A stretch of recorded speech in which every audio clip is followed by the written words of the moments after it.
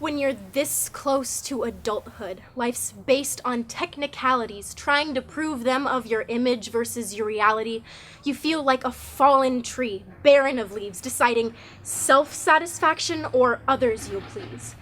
Deciding to be a kid, spontaneous because this is our last year and it's miscellaneous, or to go to work and be professional and then come to school and please sit still. But would you go to school on your own will? Do crowded rooms keep you fulfilled? To stop the fidgets, they just toss you some pills, right? The purple, the yellow, the red, and the blue ones?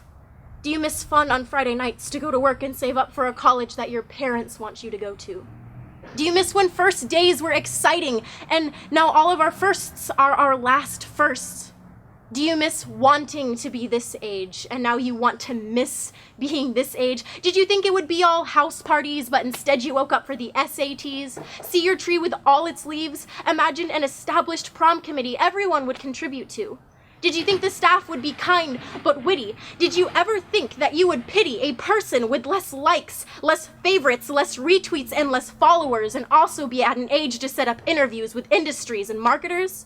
And while some of us tried way too hard to grow up way too fast, got smashed memories blurred and past, the other half of us stayed till closing. Watched the clock tick by hoping someone under Friday night lights was underlyingly moping that you could not make it to this game or the next dance or the next obnoxiously posted on Snapchat lit house party. But you were too grown to get trashed, making crappy paychecks last, and they just didn't get that. Knowing how stupid they looked, but also knowing it was one for the books, wishing for just one night you could cut loose and be stupid too. So who's really more grown up?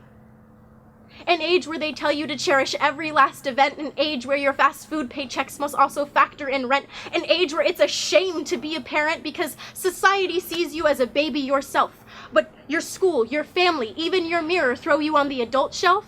They tell you to grow up, buckle down, but enjoy yourself because the time is now. But please stay in and babysit. Have a million things you can't forget without accusations of ignorance. You're now too old to have that bliss, but still too young to have any real respect, both given and received. So how can we avoid focusing on how we are perceived? We're new members of society, politics, work, education, and rioting.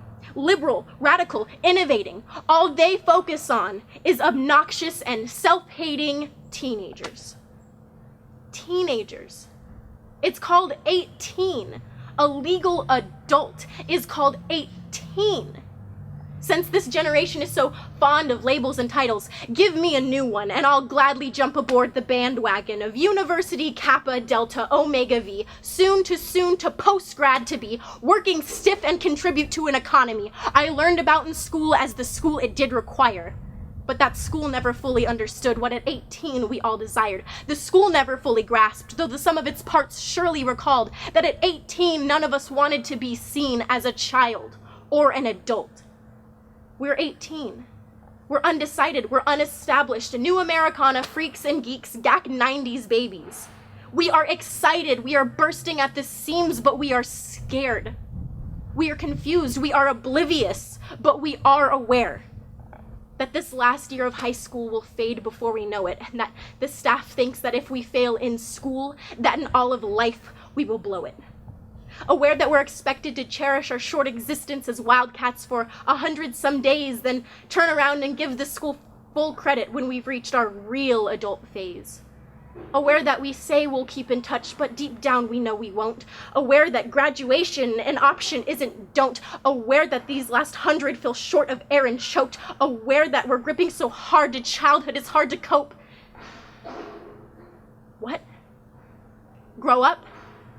Don't be a baby. I'm an adult now. In 10 years, I won't remember any of their names. 18. At 81, in retrospect, it'll probably be the easiest year we say we've seen.